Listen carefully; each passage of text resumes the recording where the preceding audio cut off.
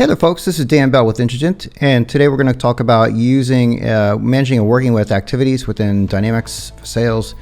And before we actually get into the tool and look at those things, let's first talk about what are activities within Dynamics CRM. First of all, you use activities to plan, track, and organize all interactions with your customers. And when it comes to those types of activities, you can take notes, you can send emails, you can make phone calls, you can set up appointments, you can assign yourself to the task. You have all different types of activities that you can create within the system to track the types of interactions that you have with your customers. And you want to be able to scroll through the entire history of all these activities as a team member to understand the entire history and what you did with the customer and how you worked with the customer over time, so that other folks on the team, if they need to, they can get familiar with that relationship that has transpired over time.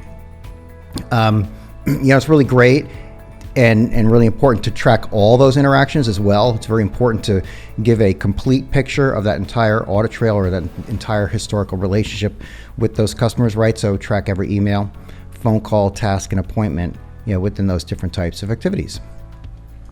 When it comes to your license and role requirements, the licenses that would be required are either the Dynamics 365 Sales Enterprise or Dynamics 365 Sales Premium, and the role would be either the Salesperson role or above. For today, we're going to look at changing views. We'll then look at filtering the views. We'll then look at different ways to create or edit a activity within the system. We'll look at attaching a document to an activity, and then finally we'll look at marking an activity complete within the system. So let's get to it. Currently within my Dynamics 365 sales environment, I'm on the dashboard. From the sitemap, I'm going to go ahead and click on activities. And here are all the activities that happen to be mine, and you can tell they're my activities by the current view that's selected, and things that I should be focused on, right? So we have a number of fields that are visible by default in this view. We have the type, whether it's a phone call or a task, or it happens to be, maybe it's an email or an appointment. We have the subject, just try to be a little descriptive as to what this particular activity represents. The regarding field will be filled in if this is pertaining to a specific lead or opportunity or contact within the system. The priority, pretty obviously what that is.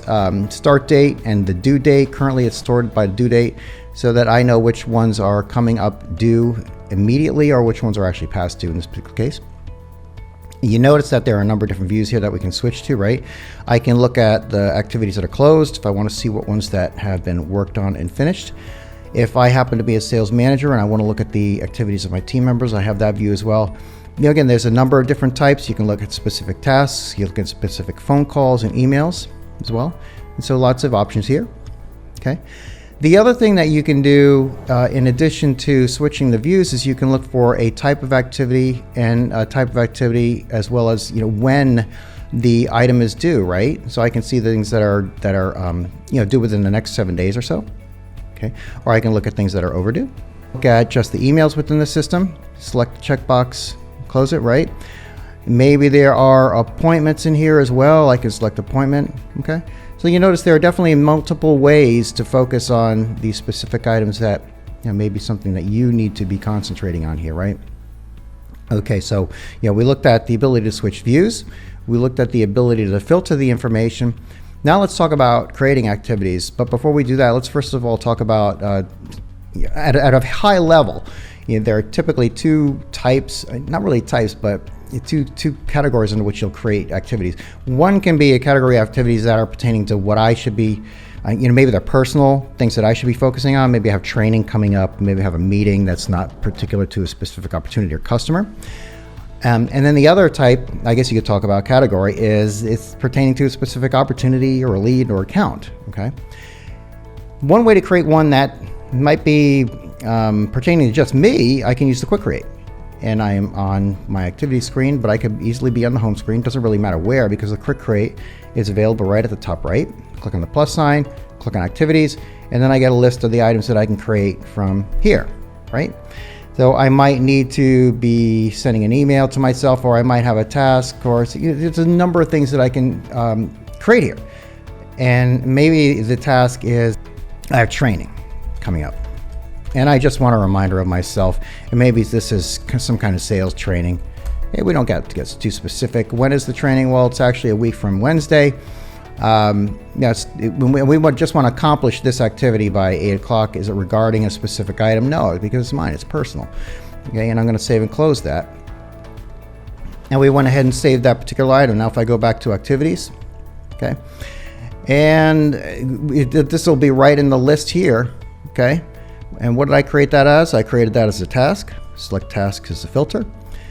Okay, and now what is here is the training coming up, and that's the one I just created. I can click on that. Okay, and there's a number of things here, items that I can change. I can mark it complete. Notice here we have the priority of normal. We can change that to a different priority if we need to. We can change the due date and time if we need to. The current status is open, right? So there's things that we can do here with this particular item. This is just an example, again, of creating something that's specific to just me. If this were to be specific to maybe an opportunity, this regarding field is pretty important, because what I could do is I could come in here and search for a particular opportunity or a contact and select it here, and that would make this particular activity pertaining to a specific item within the system, right? So this could be related to this opportunity, Dynamics Business Central deployment.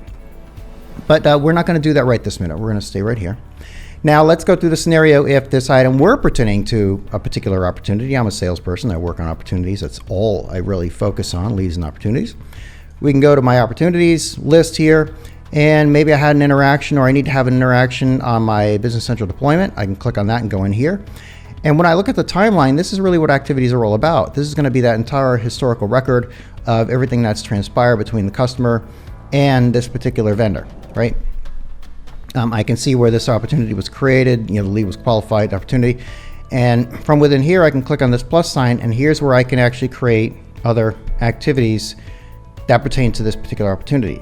For instance, maybe I had a phone call, or maybe I just sent an email, or I know I have to get to the customer. And well, they're not a customer yet.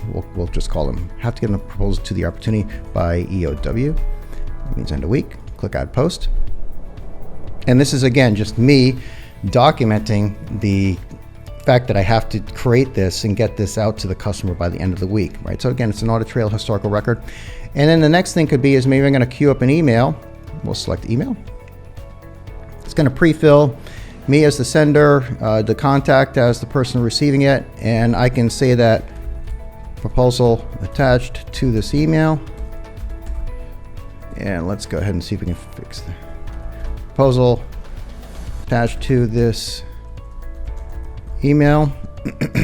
And then we'll go, hello Don, please see attached proposal for,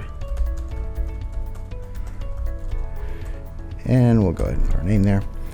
And that takes care of the email. I'm going to put a due date of, and we'll put Thursday as the due date here. It's currently in draft mode, right? We'll leave it as that for now. And I'm going to go ahead and save and close that. And what will happen is that as the day approaches, a notification will be sent to me via email stating that there's something that I need to be aware of. This email, Dan, wants you to log into the system and take care of this, right? So at this point, you've seen how we create activities that are specific to just me, something I need to be personally aware of, and then you saw how we created them, items that are pertaining to a specific opportunity. Before we move forward, just let me go back to activities in this case. And remember, one was an email we just created for this latest one. And here's the one we just created for the Dynamics Business Central deployment. Again, I just wanted to point out that the activity is created. It's due 11/25. That regarding field we talked about before. Like I said, that'll be filled out when the item is specific to an opportunity, a lead, or some other entity that's related to an account. We'll go back in there. Here's our entire timeline. Now let's just assume I got the reminder here. In this case, I'll go into the email. Now what I'm going to do is I'm going to add, attach the proposal to this particular email, and I'll just click on attach file right here. And there is my proposal. We'll select it, click open. And it just takes just a moment. The document will be added here as an attachment to this particular email, and there it is. I can save this, and then ultimately I can click the send button, and that will take care of this email. It will be sent, and the email will automatically close. You can see the status changes to closed. right there. And that takes care of that. Now what should have happened is the email with the attachment would have been sent to Don. So I also have an email account set up on this particular demonstration machine for Don. Therefore, if I were to navigate to Outlook, I should see there's the proposal attached to this email. Please see attached proposal for review, and there's the document that we attached. It's all looking good so far. Go back to the system. And let's go ahead and navigate in the sitemap to activities. We said the one other thing we were going to demonstrate was the ability to close activities, right? So if we were to look at paint admitted by sponsor, let's go ahead and select that.